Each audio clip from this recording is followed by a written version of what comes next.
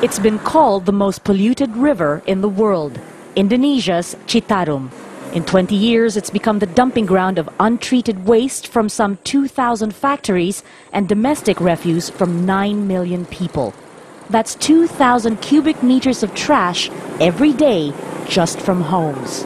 This pile of rubbish has just been pulled out of this stretch of river. Now the river goes for 200 miles. The greenery you see might look like it's healthy, but this is actually a sign of a dead river. On top of the pollution and the waste, another problem here is soil erosion from the riverbanks. There are still rice paddies along the bank, though these are no longer allowed by the government. Decades of farming and logging have added to increased sediment in the river and led to floods when it rains. Pepen has been scavenging for recyclable material in the rubbish for 15 years. He can earn up to $2 a day, barely enough to feed his 6 children. He grew up by Citarum and used to be a farmer along its banks like his father.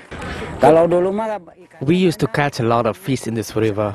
Now all the fish are dead, and it's not just rubbish. Sometimes we even find dead bodies here. There are thousands more like Pepen, taking boats out to fish for rubbish, scavenging to survive. Local NGOs say contamination levels are rising at an alarming rate. People still use Citarum's waters for their daily needs, and crops are still irrigated with dirty water. But the river also feeds the largest power generator in Java, the most populated island in the country.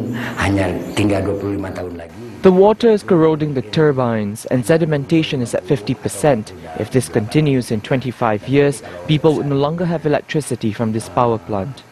The government says it's doing all it can to save the river.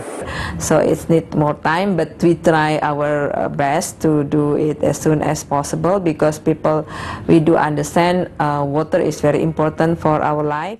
But Pepen says the government is not doing enough. For him, there is no hope. His son now scavenges alongside him. I want to give my children an education, but I have no money. I regret all this.